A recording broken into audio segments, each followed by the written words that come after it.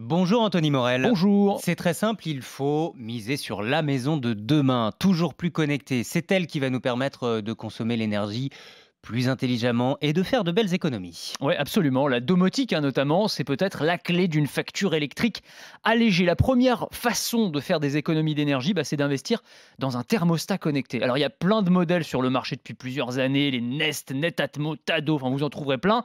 À chaque fois, le principe est un peu le même. C'est un petit boîtier connecté en Wi-Fi qui permet de piloter à distance le chauffage de la maison et donc de le déclencher via une application quand on en a besoin. Donc, quand on s'apprête à rentrer chez soi, on monte le chauffage et quand on arrive, il fait chaud, c'est C'est génial. intelligent. Ça, c'est bien. C'est la première étape. Mais on peut aller plus loin avec des assistants intelligents. Alors, je vous en cite un, EcoJoco. Alors, c'est ECOJOKO.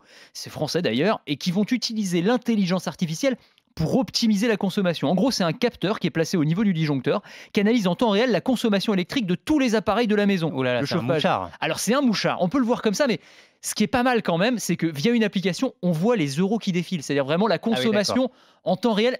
Il y a un effet incitatif et dissuasif assez efficace, assez redoutable. Il va apprendre en 2-3 semaines vos habitudes, vous montrer via l'application où vous avez des trous dans la raquette en termes de consommation et qu'est-ce que vous pouvez faire pour améliorer un petit peu tout ça. Donc avec tout ça, normalement, on est paré pour avoir une facture un petit peu moins élevée. Et ça représente quoi en termes d'économie? Alors, c'est toujours compliqué à évaluer. Il y a un bureau d'études qui s'appelle GEMSERV qui a réalisé une étude sur le sujet. Il estime qu'en termes de rapport coût-efficacité, le thermostat connecté, c'est le moyen le plus rentable de faire baisser la facture. Devant les pompes à chaleur, l'installation de panneaux photovoltaïques, même si évidemment tout ça n'est pas incompatible.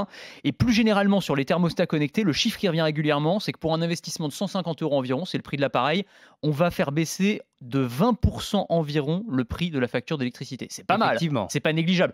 Il faut tester pour de vrai, mais en tout cas, il y a une économie réelle à réaliser grâce à ça. Et puis, on peut coupler ça aussi avec des radiateurs intelligents. Vous savez, de plus en plus, il y a des radiateurs qui sont équipés de capteurs qui vont détecter, par exemple, qu'une fenêtre est restée ouverte, ce genre de choses, et la consommation va s'adapter en temps réel. Et si on se projette un peu plus loin, Anthony, on pourrait même faire baisser sa facture en marchant chez soi. Alors ça, j'adore. Un parquet connecté qui produit de l'électricité Ah quand d'accord, on je croyais que marche c'était le dessus. petit vélo dans Ah oui, la, avec dans la la dynamo, cave. carrément, Ouais. dans la cave. Alors on peut imaginer ça, mais moi je préfère la technique de marcher simplement sur son parquet et générer de l'électricité. C'est des chercheurs suisses de l'École polytechnique fédérale de Zurich qui travaillent là-dessus. Ce sont des dalles de parquet triboélectriques sous lesquelles sont placés un nanogénérateur et des électrodes. Et en gros, quand on marche dessus, eh bien, ça va fonctionner un petit peu comme la dynamo d'un vélo. On va récupérer un tout petit peu d'énergie à chaque pression qu'on émet, que nos pieds émettent sur le parquet. Je ne vous dis pas que vous allez complètement gérer toute votre facture d'électricité comme ça, mais c'est là où ça va être très intéressant, c'est par exemple dans les entreprises, même dans les rues, dans les endroits où il y a beaucoup de passages,